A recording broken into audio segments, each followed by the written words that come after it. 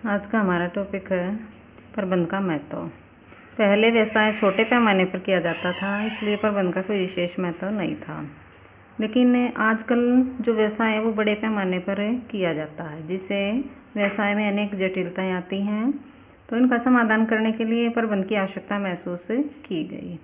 Drucker ने एक प्रबंध विशेषज्ञ हैं ड्रकर, उन्होंने कहा कि प्रबंध प्रत्येक व्यवसाय का गतिशील और जीवनदायक तत्व है। इसके अभाव में उत्पादन के साधन केवल साधन मात्र रह जाते हैं, कभी उत्पादक नहीं बन पाते।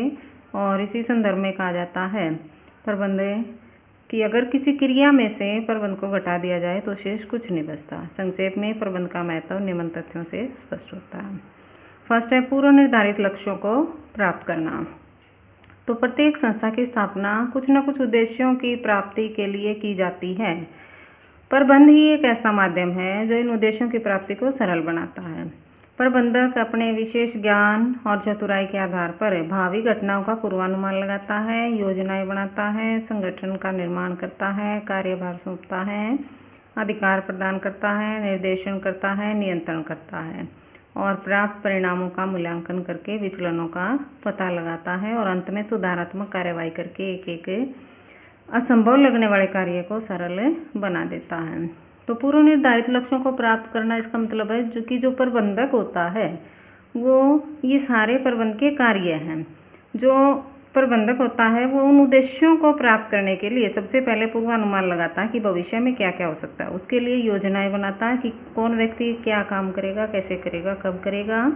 संगठन में ढांचा प्रदान किया जाता है और उसके बाद नियुक्ति की जाती है व्यक्तियों की, उनको अधिकार सौंपे जाते हैं, कार्य सौंपे जाते हैं, फिर उन व्यक्तियों को निर्देश दिए जाते हैं और लास्ट कार्य प्रबंध का नियंत्रण है। इसमें प्रबंध क्या करता है कि प्राप्त परिणामों का मूल्यांकन करके विचलनों का पता लगाना। इसका मतलब है कि जैसे हमने शुरू में डिसाइड कर लिया कि 10 इकाइयों का उत्पादन करना प्रतिदिन एक व्यक्ति को कर सकता है वो, लेकिन फिर हम ये देखेंगे कि उसने कितना उत्पादन किया है। अगर उत्पादन 10 से कम होता है तो जो कारण है, जो 2 इकाई का डिफरेंस आया है वो विचलन कहलाते हैं। और फिर लास्ट में जो विचलन 2 इकाई आए हैं उनको दूर करने का प्रयास किया जाता है कि अगर 10 इकाइयों का उत्पादन हो सकता था तो 10 का क्यों नहीं हुआ। तो इस प्रकार से जो प्रबंधक है वो एक असंभव लगने वाले कार्य को सरल बनाता है। सेकंड पॉइंट, उत्पादन के साधनों का अधिकतम उपयोग सुनिश्चित करना। तो प्रबंध एक ऐसी शक्ति है जो उत्पादन के विभिन्न साधनों में प्रभावपूर्ण समन्वय स्थापित करके उनका अनुकूलतम उपयोग करता है। तो जो उत्पादन के साधन होते हैं वो सीमित होते हैं, भूमि, श्रम, पूंजी, ये सारे सीमित होते हैं। और जो प्रबंधक क्या करता है उनमें एक तालमेल स्थापित करके अनुकूलतम उपयोग बनाता है। तो प्रत्येक जो एक ये है प्रबंध विशेषज्ञ बेसन, उन्होंने कहा है कि प्रत्येक बड़े उपक्रम में पूरी गाड़ी भरकर सोना दिया जाता है।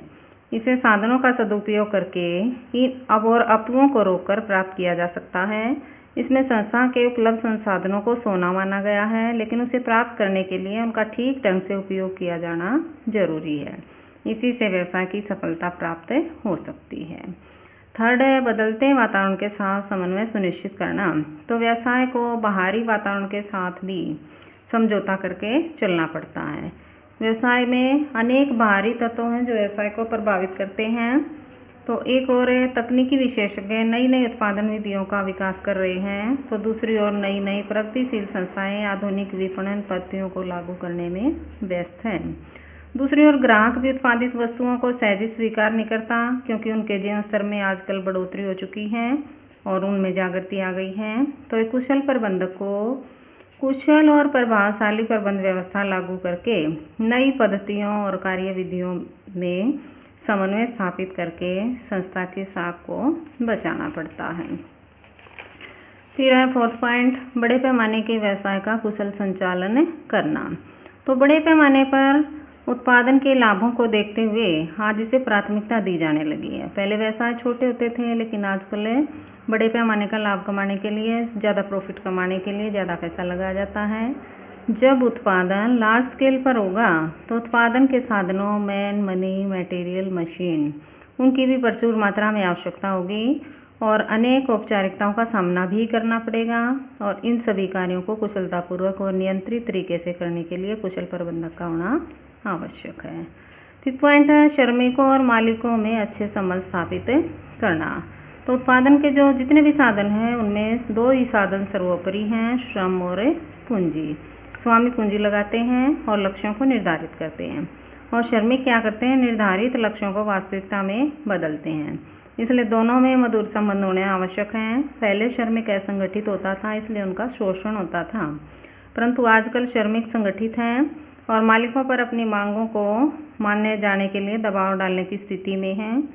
उद्योगपति श्रमिकों के महत्व का एहसास है उद्योगपतियों को कि श्रमिकों की कार्यकुशलता के अभाव में अधिक लाभ की आशा नहीं की जा सकती और श्रमिकों की कुशलता तभी बढ़ेगी जब उनको अच्छे ढंग से उनकी समस्याओं का समाधान होगा और ये किसके द्वारा संभव है, श्रमिकों द्वारा ही संभव है। अगला पॉइंट है शोध और अनुसंधान को महत्व देना। तो शोध में क्या किया जाता है, ये एक शोध के अनुसार ये तथ्य सामने आया है कि जो कंपनियां लगातार शोध और अनुसंधान करती रहती हैं उन्हीं का तीव्र गति से विकास हो रहा है। इसका अभिप्राय है कि नए उत्पादों की खोज करना, नए बाज़ारों का पता लगाना जिससे कि व्यापार का क्षेत्र बढ़े, यह कार्य एक कुशल प्रबंधक ही कर सकता है। आय में वृद्धि का लक्ष्य पूरा करना। किसी भी संगठन में लाभों में वृद्धि करने का मूल मंत्र है उनकी आय में वृद्धि या लागतों में कमी। या तो वो अपनी बिक्री बढ़ाए या उनकी लागत कम हो। विक्रय में वृद्धि संगठन के नियंत्रण से बाहर है, परंतु लागतों में कमी आंतरिक तत्व है। अच्छी क्वालिटी का कच्चा माल प्रयोग करके, आधुनिक मशीनों का प्रयोग करके, प्रशिक्षित कर्मचारियों की सहायता से प्रबंधन द्वारा लागतों में कमी करके संस्था की आय को बढ़ाया जा सकता है। तो प्रबंध व्यवसाय की जान है, यह कहना शब्द उचित ही है, ये कहना गलत नहीं है। तो इसलिए कहा जाता है कि कुशल प्रबंध के अभाव में व्यवसाय रेत पर बने मकान के समान है जो किसी भी समय गिर सकता है। ठीक है, तो हमने पढ़ा कि जो प्रबंध है उसका व्यवसाय में बहुत महत्व है। जो लक्ष्य निर्धारित किए जाते हैं वो प्रबंधकों के द्वारा किए जाते हैं। उसके बाद उत्पादन के साधनों का अधिकतम उपयोग सुनिश्चित किया जाता है प्रबंधक द्वारा। उसके बाद बदलते वातावरण के साथ समन्वय सुनिश्चित भी प्रबंधक द्वारा किया जाता है। फिर बड़े पैमाने के व्यवसाय का कुशल संचालन भी प्रबंधक द्वारा संभव है। श्रमिकों और मालिकों में अच्छे संबंध स्थापित किए जाते हैं। शोध और अनुसंधान को महत्व दिया जाता है और आय में वृद्धि का लक्ष्य पूरा किया जाता है। तो इसलिए इसने पीटर ड्रकर ने कहा है कि प्रबंधक जो है प्रबंध के बिना व्यवसाय की सारी क्रियाएं असफल हैं। तो किसी भी क्रिया की सफलता के लिए प्रबंध का होना अनिवार्य है। ठीक है, अगला टॉपिक है प्रबंध की प्रकृति। तो प्रबंध की प्रकृति में हम ये पढ़ते हैं कि प्रबंध कला है या विज्ञान है। प्रबंध एक विज्ञान के रूप में, प्रबंध को विज्ञान स्वीकार करने या न करने से पहले प्रबंध को विज्ञान का अर्थ स्पष्ट करना जरूरी है। अब विज्ञान क्या है? विज्ञान वह क्रमबद्ध ज्ञान समूह है जो मनुष्य द्वारा अवलोकन, ऑब्जर्वेशन और प्रयोगों के आधार पर प्राप्त किया गया है और जिसको प्रमाणित करना संभव है। ठीक है, विज्ञान क्या है? ज्ञान का वह क्रमबद्ध अध्ययन है जो मनुष्य द्वारा अवलोकन और प्रयोगों के आधार पर प्राप्त किया गया है और जिसको प्रमाणित करना संभव है। यह विज्ञान की परिभाषा, केंज ने विज्ञान की परिभाषा दी है। विज्ञान वह क्रमबद्ध ज्ञान समूह है जो कारण और परिणाम के बीच संबंध स्थापित करता है। तो विज्ञान की विशेषताएं, इस डेफिनेशन के अनुसार विज्ञान की विशेषताएं, फर्स्ट है व्यवस्थित ज्ञान समूह है। जैसा कि हमने डेफिनेशन में पढ़ा कि जो विज्ञान है वो एक व्यवस्थित ज्ञान समूह है। सेकंड, तथ्यों के संग्रह, विश्लेषण और प्रयोगों पर आधारित है।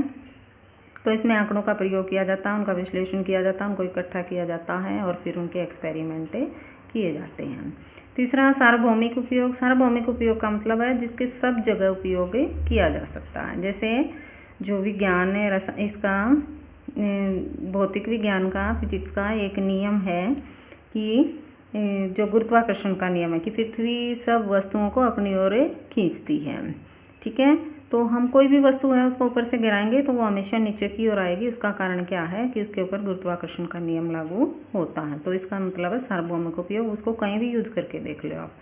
कारण और परिणाम में संबंध है, तो इसमें कारण और परिणाम में संबंध होता है और परिणामों की वैधता की जांच और पूर्वानुमान लगाना, ये विज्ञान की विशेषताएं हैं। अब हम ये सारी विशेषताएं प्रबंध के ऊपर लागू करके देखेंगे, उसके बाद ही हम ये निष्कर्ष निकालेंगे कि प्रबंध विज्ञान है या नहीं, उसको विज्ञान माना जा सकता है या नहीं माना जा सकता। सबसे पहले व्यवस्थित ज्ञान समूह। विज्ञान के लिए क्रमबद्ध ज्ञान समूह होना आवश्यक है। प्रबंध भी एक व्यवस्थित ज्ञान समूह है क्योंकि इसकी पहचान प्रबंध विशेषज्ञों के कई वर्षों तक किए गए शोध कार्यों और प्रयोग के बाद स्थापित हुई है। तो जो प्रबंध है, मैनेजमेंट जो है, वो एक व्यवस्थित ज्ञान समूह है। खाली इसलिए जो इसके सिद्धांत है वो ऐसे ही स्थापित नहीं हो गए। कई सालों तक, बहुत सालों तक प्रबंध विशेषज्ञों ने क्या किया, इसके शोध कार्य किए, एक्सपेरिमेंट किए और उसके बाद ही इन सिद्धांतों की स्थापना हुई है। जैसे कि जो आदेश की एकता है वो एक सिद्धांत है। आदेश की एकता का सिद्धांत क्या है कि अगर एक व्यक्ति को एक ही बॉस से आदेश मिलेंगे तो उसकी कार्यकुशलता बढ़ती है, बजाय कि उसके कि जिसके कई बॉस हैं उसकी कार्यकुशलता के। ठीक है, ये सिद्धांत कैसे बना होगा? सबसे पहले ये करके देखा होगा। जहाँ पर भी टीम के रूप में कार्य करता है वहाँ पे एक समूह बनाया ऐसा जिसका एक बॉस था और दूसरा समूह बनाया ऐसा जिसके कई बॉस थे। तो बाद में एक्सपेरिमेंट के द्वारा ये पता लगा होगा कि जिस समूह का एक बॉस था उसकी कार्यकुशलता ज़्यादा है, उस श्रमिकों ने ज़्यादा काम किया है बजाय कि उसके जिसके कई बॉस थे। इसका कारण क्या है कि जो जिसके अनेक बॉस थे वो तो बेचारा उसमें ही उलझ के रह गया कि किसके कार्य को पहले करना, किसके आदेश का पहले पालन करे, किसके बाद का करे। लेकिन अगर एक श्रमिका एक ही बॉस है तो उसके आदेश का तो पालन उसको करना ही है। ठीक है, तो इसकी पहचान है प्रबंध विशेषज्ञ के कई वर्षों तक किए गए शोध कार्यों और प्रयोगों के बाद स्थापित हुई है। इसलिए व्यवस्थित ज्ञान समूह ये विशेषता प्रबंध में पाई जाती है। सेकेंड, तथ्यों के संग्रह, विश्लेषण और प्रयोगों पर आधारित है। तो इस विशेषता को प्रबंध के ऊपर लागू करने पर पता चलता है कि इसका विकास अनेक वर्षों तक तथ्यों के संग्रह, विश्लेषण और प्रयोग करने के बाद हुआ है। प्रबंध शास्त्र की प्राप्ति सिद्धांतवादी मतलब थ्योरिस्ट और अन्य संबंधित लोगों के लगातार और उत्साहपूर्वक परिश्रम के बाद हुई है। ठीक है, अनेक सालों तक जो आंकड़े हैं प्रबंध से संबंधित उनका संग्रह किया गया, उनको इकट्ठा किया गया, उनका एनालिसिस किया गया और उसके बाद एक्सपेरिमेंट हुए। तो ये कोई थ्योरियस सिद्धांतवादी प्रबंध की प्राप्ति सिद्धांतवादी और अन्य संबंधित लोगों के लगातार और उत्साहपूर्वक परिश्रम के बाद ही हुई है। तीसरा, सार्वभौमिक प्रयोग। तो सार्वभौमिक प्रयोग का मतलब है कि वैज्ञानिक सिद्धांत सत्य पर आधारित होते हैं और ये हर परिस्थिति और हर समय लागू किए जा सकते हैं। ठीक है, ये सत्य पर आधारित होते हैं और हर परिस्थिति और हर समय उनको लागू किया जा सकता है। प्रबंध के सिद्धांतों को भी सत्य पर माना जाता है, उन्हें हर परिस्थिति और हर समय वे लागू होते हैं। जैसे आदेश की एकता का सिद्धांत, उसको कहीं पर भी जहाँ पर भी सामूहिक रूप से व्यक्ति काम करते हैं कहीं पर भी उसको लागू करके देखेंगे हमें आदेश की एकता, तो वहाँ पर वो अवश्य ही लागू होगा और उसी रूप में लागू होगा। ठीक है, उसी प्रकार से एक दूसरा सिद्धांत है कार्य विभाजन का सिद्धांत। प्रबंध का सिद्धांत है ये कार्य विभाजन का सिद्धांत। और उस कार्य विभाजन के सिद्धांत में क्या बताया गया है कि अगर हमें संपूर्ण कार्य को एक ही व्यक्ति को से कराएंगे तो उसकी जो वो व्यक्ति है वो काम कम करेगा। लेकिन इसकी बजाय अगर हम कार्य विभाजन का सिद्धांत है ये, अगर हम कार्य को छोटे छोटे भागों में बांट देंगे, संपूर्ण कार्य को छोटे छोटे भागों में बांटकर प्रत्येक व्यक्ति को उसकी योग्यता के अनुसार कार्य देंगे तो वो व्यक्ति अधिक कार्यकुशलता से काम करेगा और वो ज़्यादा काम होगा उससे। ठीक है, तो ये जो सिद्धांत हैं, जैसे हमने आदेश की एकता बताया, कार्य विभाजन का सिद्धांत बताया, तो उसको हम लागू करके देखेंगे तो ये हर परिस्थिति और हर समय लागू होगा।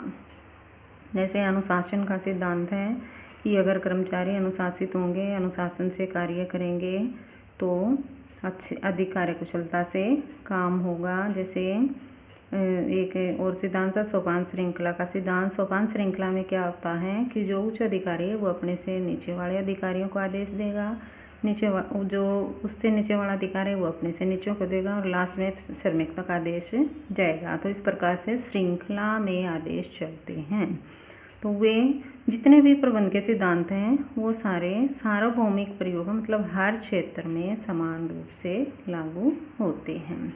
कारण और परिणाम संबंध यह विशेषता प्रबंध पर लागू करने पर पता चलती है कि प्रबंध के सिद्धांत भी कारण और परिणाम में संबंध स्थापित करते हैं। ठीक है, ये विज्ञान की एक विशेषता थी कि कारण और परिणाम में संबंध स्थापित होता है। जैसे घटिया नियोजन और प्लांट व्यवस्था के कारण उत्पादन में कमी आती है। ठीक है, ये एक तथ्य है, सत्य है कि घटिया नियोजन और प्लांट व्यवस्था के कारण उत्पादन में कमी आती है। यहाँ पे जो घटिया नियोजन है वो क्या कारण है और उत्पादकता में कमी उसका क्या है, परिणाम है। ठीक है, तो इसमें कारण और परिणाम में संबंध स्थापित होता है। कोई भी सिद्धांत ले लो प्रबंध का, सब में कारण और परिणाम संबंध स्थापित होते हैं। जैसे कार्य विभाजन का सिद्धांत है, कार्य विभाजन का सिद्धांत में क्या होगा कि कार्य को छोटे छोटे भागों में बांटकर प्रत्येक व्यक्ति को उसकी योग्यता के अनुसार अगर हम काम देंगे तो वो व्यक्ति अधिक काम करेंगे, उनकी कार्यकुशलता में वृद्धि होगी। तो यहाँ पे कारण क्या है, कार्य का बांटना, और उसका परिणाम के रूप में हमें क्या प्राप्त होगा, ज़्यादा उत्पादन। तो विज्ञान की ये विशेषता भी प्रबंध पर लागू होती है। 5वां पॉइंट, परिणामों की वैधता की जांच और पूर्वानुमान। केवल ज्ञान या तथ्यों को एकत्रित करना ही विज्ञान नहीं है कि खाली ज्ञान और जो आंकड़े हैं उनको इकट्ठा कर लिया, केवल यही विज्ञान नहीं है। विज्ञान के लिए परिणामों की वैधता की जांच और पूर्वानुमान किया जाना आवश्यक है। जो नियम हमने बनाए हैं उनकी वैधता की जांच हम किसी भी परिस्थिति में कर सकते हैं और पूर्वानुमान हमें लगा सकते हैं। तो प्रबंध के सिद्धांत की वैधता की जांच की जा सकती है। जैसे आदेश की एकता का सिद्धांत, इसे व्यवहारिकता में लाने पर पता चलता है कि वह अधीनस्थ जिसका केवल एक अध्यक्ष है अधिक कार्यकुशल होगा उसके मुकाबले जो जिसके एक से अधिक अध्यक्ष हैं। ठीक है, उसको हम कहीं पर भी यूज कर सकते हैं, जहाँ पर भी सामूहिक रूप से कार्य होंगे वहीं पर हम उसको लागू करके ये देख सकते हैं कि ये जो सिद्धांत है इसकी सत्यता का पता हमें लगा सकते हैं। इसी प्रकार से कार्य विभाजन का सिद्धांत है, उसको भी हम कहीं पर भी जांच करके ये देख सकते हैं कि अगर हमें व्यक्ति को पूरा कार्य न दे करके उसके अलग अलग टुकड़ों में बांट करके हर एक व्यक्ति को उसकी योग्यता के अनुसार काम सौंपेंगे तो वो ज़्यादा कार्य करेगा। तो इससे स्पष्ट है कि प्रबंध में विज्ञान की सभी विशेषताएं विद्यमान हैं। ठीक है, विज्ञान की विशेषताएं पढ़ी हमने, फिर हमने ये देखा कि क्या प्रबंध में विज्ञान की वो सारी विशेषताएं विद्यमान हैं।